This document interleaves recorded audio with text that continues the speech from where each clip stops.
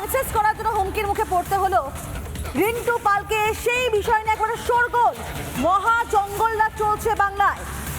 বীরভূমের নানুরে তৃণমূলের মহা জঙ্গলরাজ। কদিন আগে কিন্তু সিঙ্গুর থেকে সরব হয়েছেন প্রধানমন্ত্রী নরেন্দ্র মোদী, কারণ তিনিও একেবারে বুঝতে পারছেন যে বাংলায় কি হচ্ছে।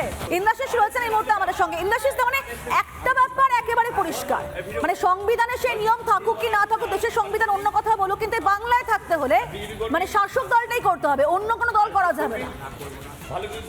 রিন্টু পাল তাকে যেভাবে হুমকি শাসানি দেওয়া হয়েছে, সেক্ষেত্রে দাঁড়িয়ে কিন্তু প্রশ্ন উঠতে শুরু করেছে, তাহলে কি এই রাজ্যে শাসক দল তৃণমূল ছাড়া অন্য কোনো দলে কেউ কাজ করতে পারবে না? এটাই কিন্তু এখন সব থেকে বড় প্রশ্ন। রিন্টু পালের বাড়িতে এই মুহূর্তে 3 সদস্যের আইনজীবীদের একটি প্রতিনিধি দল গিয়ে পৌঁছবে এবং তারপরে সে রিন্টু পালের বাড়িতে তারা প্রথমে যাবে, রিন্টু পালের সঙ্গে কথা বলা হবে, তার বাবা মায়ের সঙ্গে কথা বলা হবে এবং তারপর রিন্টুকে নিয়ে যাওয়া হবে নানুর থানাতে, সেখানে এফআইআর করানো হবে।